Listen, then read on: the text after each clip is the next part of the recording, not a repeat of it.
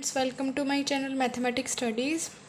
हमने BA BSc fourth sem programming in C की book को स्टार्ट कर रखा है एंड ये है हमारा चैप्टर नंबर 3 डाटा टाइप्स चल रहा है। एंड आज हम यहाँ से स्टार्ट करेंगे एनम डिक्लेरेशन से। एंड यहाँ तक जो 3.10 टॉपिक तक था वो हमारा लास्ट लेक्चर में हो चुका था। तो देखिए क्या है हमारा एनम डिक्लेरेशन। ये हमारा एक डाटा टाइप का ही टाइप है। क्या है? Another useful user defined data type is enumerated data type, जो कि ANSIC स्टैंडर्ड द्वारा हमें दिया गया है, मतलब उसके द्वारा लिया गया है हमारा। क्या है? Annum declaration. अब ये हमारा होगा क्या? देखो क्या है कि एनम आइडेंटिफायर हमारा किस टाइप का होगा। जैसे उसके अंदर होंगी हमारी वैल्यू 1, वैल्यू 2, वैल्यू n तक हो सकती हैं। इसको हम इस तरीके से डिफाइन करेंगे कि एनम आइडेंटिफायर होगा value 1, value 2, value n। Okay, अब ये क्या है, इनके अंदर जो ये वैल्यू है वो n तक हो सकती हैं। अब अगर इन्होंने ये बोल दिया कि वैल्यू 1 की कोई स्पेसिफिक वैल्यू है, फॉर एग्जांपल वैल्यू 1 इन्होंने बोल दिया कितनी है, वैल्यू 2 उसका कुछ पर्टिकुलर नंबर है, तो ठीक है। लेकिन अगर इन्होंने ये बोल दिया कि कोई वैल्यू इन्होंने दी ही नहीं, तो हम ऑटोमेटिकली क्या लेके चलेंगे कि इसकी वैल्यू 1 है, 2 है, 3 है, 4 है, अप टू सो ऑन होंगी। ओके, बट अगर इन्होंने ये फिक्स कर दिया कि वैल्यू 1 की वैल्यू 5 है, वैल्यू 2 की वैल्यू 6 है, वैल्यू n की वैल्यू कुछ और है, तो अगर उन्होंने खुद फिक्स करके दे रखा है तो ठीक है। अदरवाइज़ अगर ऑटोमेटिकली ऐसा होगा तो वह, अगर हम बोलेंगे कि 0 से स्टार्ट करो तो फिर 0 से स्टार्ट हो जाएगा, अदरवाइज़ वो 1 से स्टार्ट हो जाएगा। ये है हमारा enum identifier. The identifier is user define enumerated data type which can be use to declare variable. अब इसके अंदर हम क्या डिक्लेयर करें? वेरिएबल्स। देखो कितने सारे वेरिएबल्स को हम डिक्लेयर कर सकते हैं इसके अंदर। This variable can have only one of the value that are enclosed with in a braces known as enumerated constant. After definition we can declare variable to be of this new type as follow. अब हम ऐसे भी, ये तो हमारी definition होगी कि annum declaration को हम, मतलब एनम को हम कैसे डिक्लेयर करेंगे। Annum identifier value 1, value 2, value n तक हम डिक्लेयर कर सकते हैं। ऑल्सो हम इसको कैसे भी लिख सकते हैं, इसकी न्यू टाइप क्या है? Enum identifier v1, v2, vn। This enumerated variable, ये क्या है? हमारे वेरिएबल हैं v1, v2, vn, can have only one of the values from the range value 1, value 2 से वैल्यू n तक। Thus the arrangement of the following types are valid. अगर जैसे मेरा ये है कि वैल्यू 3, v3 की वैल्यू क्या है? मेरी वैल्यू 1। v1 की वैल्यू क्या है? मेरी वैल्यू 5। तो हम ऐसे भी इसकी वैल्यू कोई पर्टिकुलर वैल्यू असाइन कर सकते हैं। ओके, फॉर एग्जांपल जैसे मेरे एनम डेज हैं मंडे, ट्यूसडे, सैटरडे तक। उसके बाद एनम डे, इनमें से ही अगर हम वर्क डे लें और वीकेंड लें, जो वर्क डे है वो तो इन्होंने क्या बोल दिया कि जैसे मंडे है वो मेरा क्या है? वर्क डे है, और वीक एंड मेरा क्या है? सैटरडे है। तो हमारा उस हिसाब से ही उठाया जाएगा। Here day is a user defined enumerated data type called day, work day, and the weekend are two variable data type day, जो कि हमारे क्या होंगे? weekend day। उसके बाद ये इतना इम्पोर्टेंट नहीं है, आप इसको मतलब बस कंपल्सरी क्वेश्चन के अकॉर्डिंग अगर आ जाए तो उतना कर लेना। अब है हमारा मेन स्कैनफ फंक्शन और हमारा प्रिंटफ फंक्शन। बिल्कुल मेन है ये हमारा इस चैप्टर का बिल्कुल मेन टॉपिक। देखो, और पक्का आता ही है एग्ज़ाम में। देखो स्कैनफ फंक्शन और प्रिंटफ फंक्शन है क्या? स्कैनफ फंक्शन मेनली हमारा होगा कि जब हम इनपुट देंगे तब हमारा स्कैनफ का यूज़ होता है, और जब हमें आउटपुट मिलती है तो हमारा प्रिंटफ का यूज़ होता है। जो स्कैनफ है वो क्या करेगा? जो हम इनपुट देंगे मेनली उसको क्या करेगा? स्कैन करेगा। और प्रिंटफ क्या करेगा? जो हमें आउटपुट मिलनी होगी उसको प्रिंट करवा देगा और हमें आउटपुट दे देगा। तो अब हम पढ़ते हैं कि स्कैनफ फंक्शन क्या है। A scanf function is used to scan and format input from standard input device, that is the keyboard. क्या करता है स्कैनफ फंक्शन? यूज़ किसके लिए यूज़ करते हैं? टू स्कैन एंड फॉर्मेट, जो हमें इनपुट हमने दी है कंप्यूटर को उसको स्कैन करने के लिए स्कैनफ का यूज़ होता है। The function can be use to input any combination of numeric value. जो फंक्शन है उसका किसी भी, या तो न्यूमेरिकल वैल्यू हो, सिंगल कैरेक्टर हो, स्ट्रिंग हो, उसको स्कैन करने के लिए हम उसका यूज़ कर सकते हैं। The scanf function stop programming execution until a value is typed in and the return की एंटर इज पास्ड। अगर हम जब तक स्कैनफ फंक्शन काम हमारा प्रोग्राम को एग्जीक्यूट नहीं कराएगा जब तक हम कोई वैल्यू नहीं देंगे। ऑफ कोर्स अगर हम कोई वैल्यू ही नहीं देंगे तो स्कैन क्या होगा, तो वो एग्जीक्यूट ही नहीं करवाएगा। तो ये बात है। उसके बाद इसका हमारा सिंटैक्स किस टाइप का होगा, जैसे scanf format specification string list of the variable address. क्या है कि हमारे हर एक चीज़ का जैसे अगर हमारा इंटीज़र है तो हम उसको कैसे लिखते हैं, उसकी अगर हमने कोई इंटीज़र डिक्लेयर करवाया है तो उसकी जगह हम ऐसे लगाते हैं %d एंड देन ये डबल कोटेशन मार्क, तो उसका स्ट्रिंग का यूज़ करते हैं। लिस्ट ऑफ वेरिएबल एड्रेस, उसके बाद हम कोई भी जैसे x है मेरा कोई भी वेरिएबल, उसका हम एड्रेस लिख देते हैं। और एड्रेस लिखते वक्त हम किस चीज़ का यूज़ करते हैं, एम्परसैंड का। ये हमारा क्या डिनोट करता है कि ये इसका एड्रेस हो गया। ओके, जैसे क्या हो गया, स्कैनफ हमारा ये हो गया प्रिंटफ स्पेसिफिकेशन स्ट्रिंग। जैसे अगर हमने कोई इंटीजर डिक्लेयर किया है तो %d लगा दिया। बाकी भी आपके आएंगे, आगे एक टेबल है उसके अंदर दे रखे हैं। अगर जैसे हमने कोई वेरिएबल और साथ में अगर इंटीजर डिक्लेयर किया है, वो उसकी वैल्यू मतलब x है, तो उसका क्या हो जाएगा, हमारा साथ में एम्परसेंड लग जाएगा जो कि हमारा क्या बताएगा, एड्रेस बताएगा। ओके, जैसे कि एग्जांपल दे रखा है स्कैनफ स्टेटमेंट का, scanf %d and %n where the variable n has been previously declared as an integer. जो n है ना वो पहले से ही डिक्लेयर किया गया है कि एक इंटीजर है, इस वजह से हमने यहाँ क्या लगाया %d एंड ये क्या हो गया, ampersand and the conversion specification %d with in the control string in the specifier for integer input values. अब देखो कि यहाँ %d कहाँ लगेगा, हमारा %c कहाँ लगता है, ये कुछ वैल्यूज होती हैं उनको देखिए। ये आपकी बुक में नेक्स्ट ही पेज पे दे रखा है कि अगर सिंगल कैरेक्टर हो तो %c, अगर साइंड इंटीजर हो तो देखो अभी मैंने %d का यूज़ करा, अगर exponent in the specific scientific notations हो तो %e का यूज़ करते हैं, अगर फ्लोटिंग पॉइंट वैल्यू हो विदाउट एक्सपोनेंट हो तो %f का यूज़ करते हैं, अगर डाटा टाइप है in display as a string है तो %s का यूज़ करते हैं, अगर हमारा साइंड इंटीजर है तो हम %i का यूज़ करते हैं, अनसाइंड इंटीजर है तो %u का। मेन आपके %c, d, e and f इतने ही कर लेना, बाकी इनका यूज़ नहीं होता है हमारा। अब है हमारा next topic printf function. Scanf हमने देख लिया, उसके बाद देख लिया कि %d वगैरह कहाँ यूज़ हुए हमारे। अब हम देखेंगे कि प्रिंटफ फंक्शन। प्रिंटफ फंक्शन क्या है, हमारी जो स्कैन करने के बाद जो हमारी वैल्यू हम डिक्लेयर करी होगी वो जब हमारी प्रिंट होगी ना आउटपुट की फॉर्म में, तो वो किसका काम होगा, हमारा प्रिंटफ फंक्शन का। तो देखिए, the printf function is use to output और print a message either on the screen और ऑन द पेपर। या तो स्क्रीन पे हमें मॉनिटर की स्क्रीन के ऊपर हमें दिख जाए कि हमारा क्या रिजल्ट आया है, या फिर हमें जैसे प्रिंटर के अंदर प्रिंट होके हमें पेपर पे मिल जाए, कि वो भी किसका ही काम है, प्रिंटफ फंक्शन का।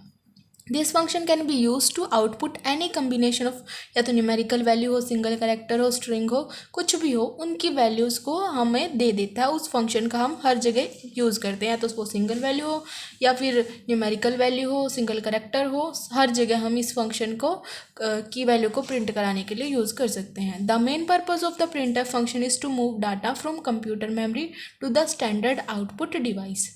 इन general term the printf function is return as, देखो प्रिंटफ फंक्शन को हम कैसे रिटर्न करते हैं, control string argument 1, argument 2, argument n। अभी देख लो कि क्या है, where control string refer to the string और the data that has to be printed. अब कंट्रोल स्ट्रिंग ये हमारा क्या होगा, इसके अंदर हम वो वाला डाटा रखेंगे जो हमें प्रिंट करवाना है।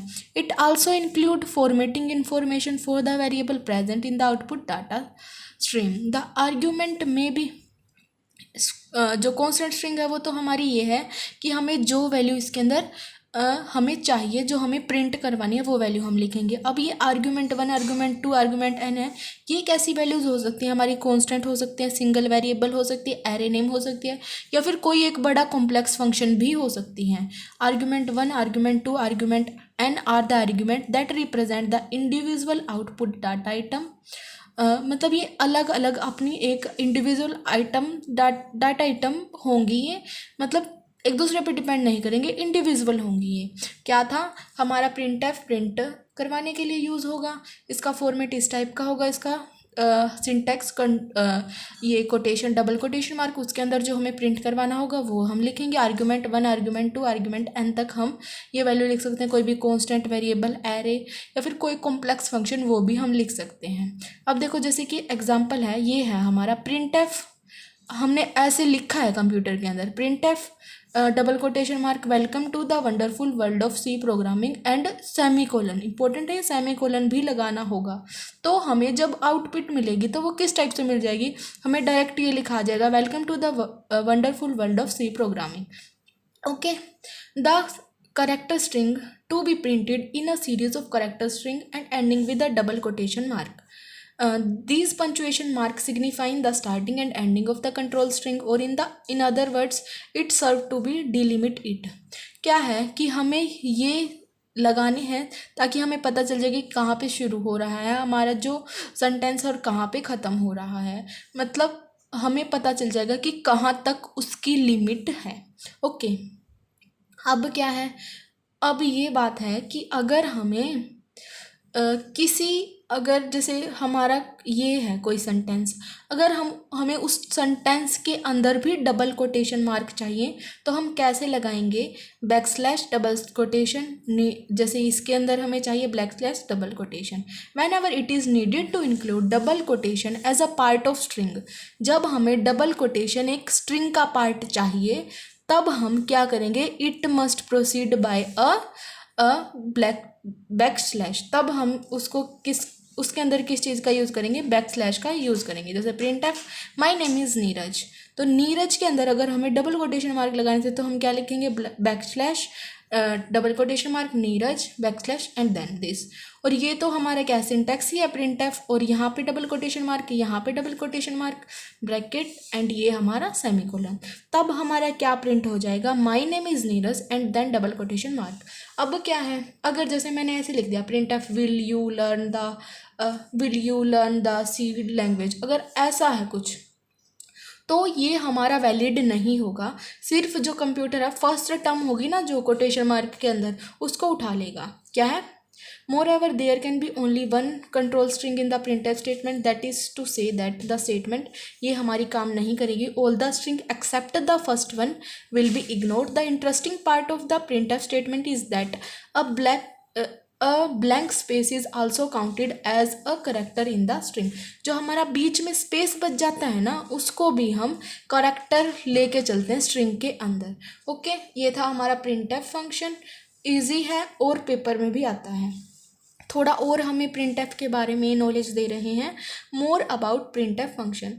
The printf function we have discussed so far only print string और सिंपल स्टेटमेंट। जो प्रिंटफ फंक्शन है वो हमारा क्या करता है, प्रिंट कराता है स्ट्रिंग्स को या फिर सिंपल कोई स्टेटमेंट को। However the control string may contain versatile character group. जो कंट्रोल स्ट्रिंग है उसके अंदर क्या हो सकता है, इंडिविजुअल ग्रुप ऑफ कैरेक्टर हो सकते हैं, where one character group is for each output data item, each character group must begin with a percentage sign.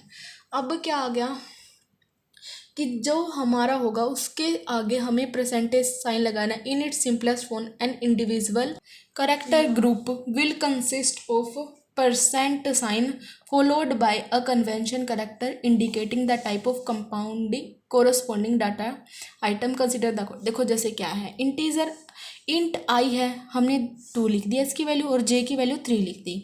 अब हमें क्या है कि प्रिंट करवानी है इसकी value, the value of I is.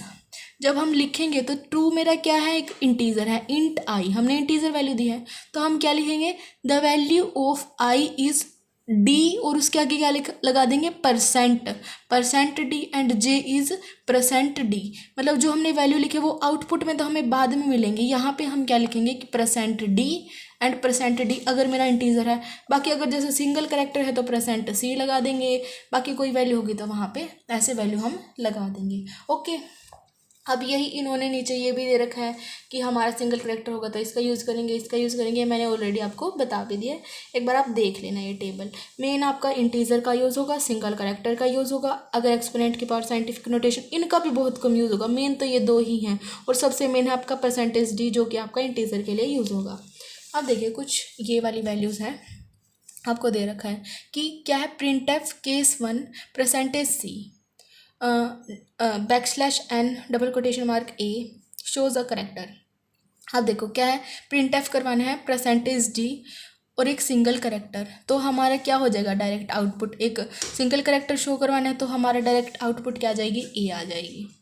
अगर %d है, ये मेरा क्या है इंटीजर है, तो उसकी वैल्यू मेरी क्या आ जाएगी 456 आ जाएगी। Similar equivalent to the above क्या है %d एंड वही मेरा %d है इंटीजर की वैल्यू, तो मेरा इसका भी क्या आ जाएगा 256 आ जाएगा। सिमिलर आप ये देख लेना। और क्या है, अगर जैसे -8d दे रखा होता है, अगर -ऑफ दे रखा हो तो हमारी लेफ्ट साइड वैल्यू आएंगी, अगर +ऑफ दे रखा हो तो हमारी जैसे कई वैल्यू ऐसे आ रही हैं राइट साइड, तो वो आ जाएंगी। ओके वो उसकी नोटिफिकेशन पे डिपेंड करेगा। ओके जैसे अब हमें क्या दे रखा है, जैसे एक केस नंबर 8 देखिए, %f और इन्होंने बोल दिया कि प्रिंट करो in float format with 6 decimal digit. अब इसके 6 डेसिमल डिजिट कैसे होंगे, डेसिमल के बाद तो 3 ही डिजिट है, तो हम क्या लगा देंगे 3 जीरो और लगा देंगे। तो केस 8 मेरा देखो क्या क्या 1 2 3.456 और 3 जीरो और लगा दी। बाकी अगर इनमें कुछ दिक्कत आएगी तो नेक्स्ट पेज पे आपको पूरा ब्रीफ करके इन्होंने दिखा भी रखा है कि ये कैसे आया है। ओके तो आप ये रीड कर लेना एक बार। अब है हमारा द न्यू लाइन करेक्टर। ये ऑलरेडी हमने एक बार एक जगह हमारा आ भी गया था, हमने वहाँ पढ़ा भी था अच्छे से, और एक बार और हम अब देख लेते हैं। न्यू लाइन करेक्टर हमारा क्या होगा, जहाँ भी हम न्यू लाइन करेक्टर लगा देंगे ना, तो वहीं से हमारी जो लाइन है वो अगली लाइन में हमारी प्रिंट हो जाएगी जब हमें आउटपुट मिलेगी। The new line character is equivalent to a typewriter carriage return which advances the output to the beginning of the next line. मतलब ये क्या करेगा, हमारी नेक्स्ट लाइन की शुरुआत कर देगा। The print F function does not print subsequent information in the next line automatically. जो प्रिंट एफ फंक्शन होता है ना, अगर जैसे प्रिंट एफ फंक्शन हमें ऐसे लिख दिया प्रिंट एफ, और उसके अंदर हम लाइन लिखते गए लिखते गए, तो वो हमें क्या करेगा, एक ही लाइन में सब कुछ लिख के दे देगा जब तक हम अपना न्यू लाइन करेक्टर नहीं लगा देंगे। जैसे हमने ये लिखा print F this example demonstrate print F the importance of new line character, तो हमारा ये कैसे मिलेगा, हमें आउटपुट जब मिलेगी this example demonstrate the importance of new line character, मतलब एक ही लाइन में मिलेगा। लेकिन जब हमने यहाँ पे क्या लगा दिया \n, जो \n है ना वही है हमारा न्यू लाइन करेक्टर, जब हमने ये लगा दिया ना तो अब मेरा क्या हो जाएगा, जो स्टेटमेंट है वो स्टार्ट हो जाएगी नेक्स्ट लाइन से। तो फिर हम क्या लिखेंगे, ये जो स्टेटमेंट आएगी वो मेरी नेक्स्ट लाइन पे आएगी। Now the statement start from next line, जो ये हमारा होगा ना इसके अंदर, वो हमारी नेक्स्ट लाइन के अंदर आएगी। बाकी अगर मैं ये नहीं लगाती ना %n, तो ये लाइन भी मेरी इसके ही आगे से स्टार्ट हो जाती। मतलब जो \n है उसका क्या यूज़ है मेरा, वो हमारा नेक्स्ट लाइन में जो लाइन होगी उसको शिफ्ट कर देगा। ओके इसका सिंबल यही है \n, इसका हम यूज़ करते हैं ताकि हम नेक्स्ट लाइन में जा सकें। अब क्या है मेरा यूज़ ऑफ कमेंट। जो कमेंट है ना उसका कंप्यूटर से तो कुछ लेना देना नहीं है।